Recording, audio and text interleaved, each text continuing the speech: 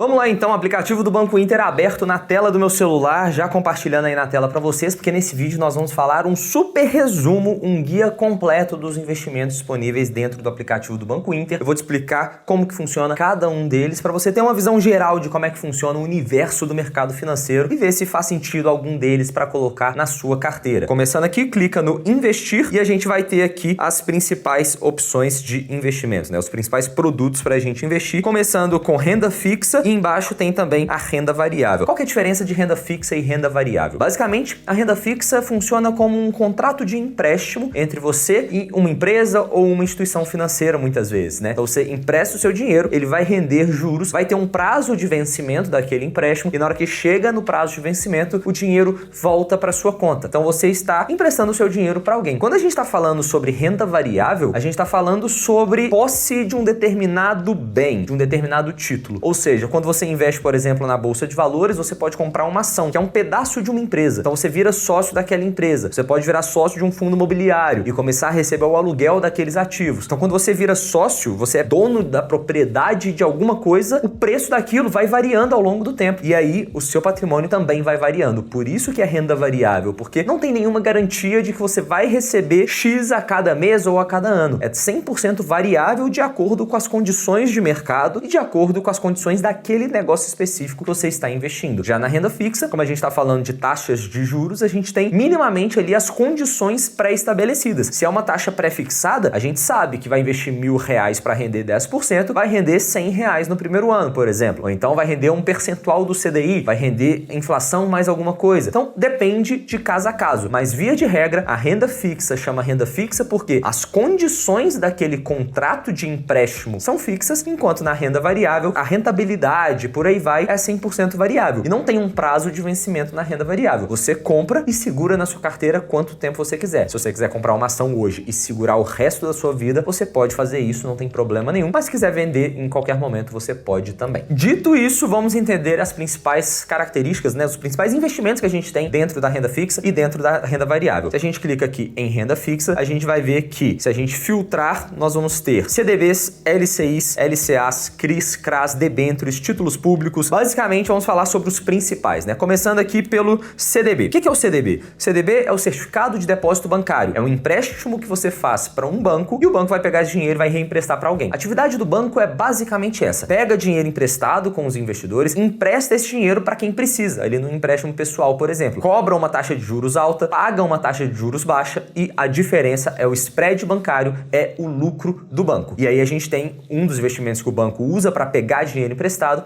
é o CDB. Outro investimento que o banco usa para pegar dinheiro emprestado são as LCIs e as LCAs, que basicamente funcionam como se fosse um CDB. O banco emite aquele título para captar dinheiro para reemprestar, só que a letra de crédito imobiliário, o banco precisa lastrear esse dinheiro em um empréstimo ou financiamento imobiliário. E no caso da LCA, tem que ser um empréstimo ou financiamento do agronegócio. Ou seja, quando alguém precisa financiar uma casa, financiar um imóvel, o banco primeiro, antes de emprestar esse dinheiro para aquela pessoa, ele precisa captar esse dinheiro. E ele vai fazer isso por meio de uma LCI. E quando o banco vai fazer um empréstimo, por exemplo, do agronegócio, ele precisa captar por meio de uma LCA. E qual que é a consequência disso, né? É que no caso da LCI e da LCA, a rentabilidade é líquida de imposto de renda, é isenta de imposto de renda. Ou seja, tudo que você tem de rentabilidade é isento de imposto de renda. Enquanto no CDB, você tem essa tabela regressiva que vale para vários outros investimentos de renda fixa também. Ou seja, no CDB você vai ter lá o seu dinheiro rendendo, chegou na data do vencimento ou na data do resgate, o seu dinheiro você vê quanto que teve de juros, de lucro e paga o imposto de renda em cima daquele lucro. Na LCI e LCA não tem. Então o dinheiro rende e aquilo ali é tudo lucro para você. Por quê? Porque o governo quer incentivar o investimento em imóveis e no agronegócio. Então ele isenta o imposto de renda dos investidores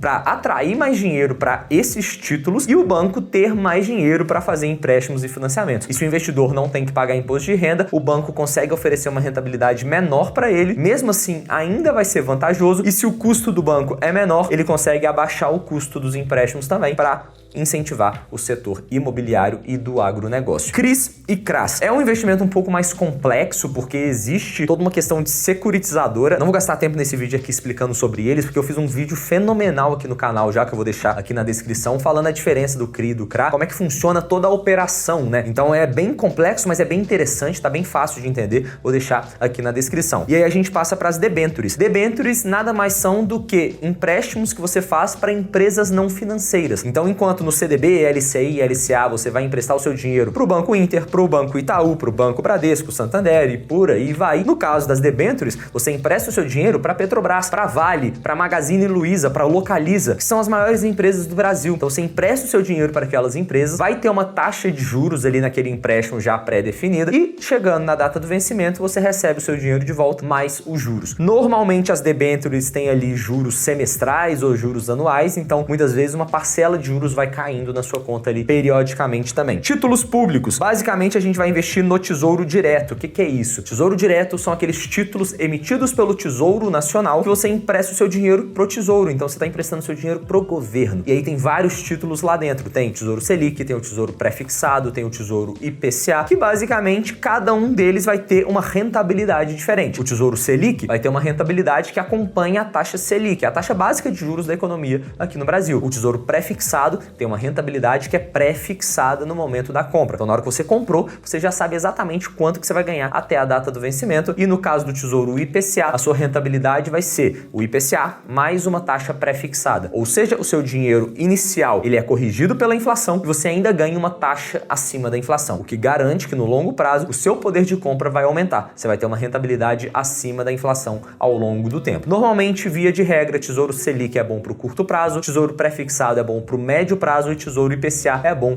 para o longo prazo. E aí, de todos esses investimentos que a gente falou aqui, não vou falar das LIGs porque não é tão comum assim para pessoa física, não é tão interessante, mas CDBs, LCIs e LCA são bem interessantes para pessoa física e Tesouro Direto ali nos títulos públicos também são bem interessantes. Os CRIs, CRAs e debêntures são operações mais complexas, mais arriscadas, que aí tem que analisar caso a caso. Não sei se para todo tipo de investidor seria interessante. Talvez, se você tiver um pouco mais de conhecimento, pode valer a pena, mas para a grande maioria da população que não tem tanto conhecimento assim, talvez, pelo menos no primeiro momento, é bom ficar um pouco mais distante. Não é à toa que tem uma rentabilidade maior também, porque é mais arriscado. Quando a gente está falando do CDB, LCI e LCA, a gente tem o FGC para garantir, que é o Fundo Garantidor de Crédito. Se o banco quebra e você não tem condições de recuperar o seu dinheiro, o FGC vai te ressarcir. Nas debêntures, CRIs e CRAs não existe FGC, porque é mais arriscado, e no título público também não tem, só que é o emissor Tesouro Nacional. Então, por natureza, ele é mais seguro do que todas as outras instituições. Se o Tesouro quebrar, provavelmente a situação com o resto do país também já está muito mais complicada. Lembrando que se você quiser aprofundar um pouco mais no mercado financeiro, entender profundamente sobre cada investimento, qual que é o melhor para cada cenário, poxa, a gente está num cenário que na política está acontecendo isso, na economia está acontecendo isso, o que eu faço com a minha carteira? Tudo isso eu te explico dentro do meu primeiro investimento, que é o meu treinamento completo de iniciantes até o avançado. Então tá no primeiro link aqui da descrição, caso você queira entender um pouquinho melhor sobre como que funciona cada um desses investimentos. E aí a gente vem para investimentos em renda variável, que seriam as ações e fundos imobiliários e os ETFs também. Se a gente clica aqui em renda variável, ou então nessa bandeirinha do Brasil aqui, em Ações Brasil, que basicamente a gente vai ter acesso às ações que nada mais são do que a menor fração do capital de uma empresa. Ou seja, quando você compra uma ação, você está literalmente virando sócio daquela empresa e, como todo sócio, você tem direito à distribuição de lucros. Então, por exemplo, você compra uma ação da Vale. A Vale está lá vendendo minério para a China, está exportando minério, aí o preço do minério sobe, o preço do dólar sobe, a receita da Vale aumenta e o lucro dela também. Se você é um sócio da Vale, você começa a receber mais dividendos, que seriam essas distribuições de lucro que as empresas fazem periodicamente. Quando você compra uma ação da Localiza, se ela compra mais carro, tá alugando mais carro e tá gerando mais resultado, você também participa desse resultado, tanto por meio da distribuição de lucros, quanto por meio da valorização das ações. Então é uma boa forma de você se expor ao mercado acionário por meio ali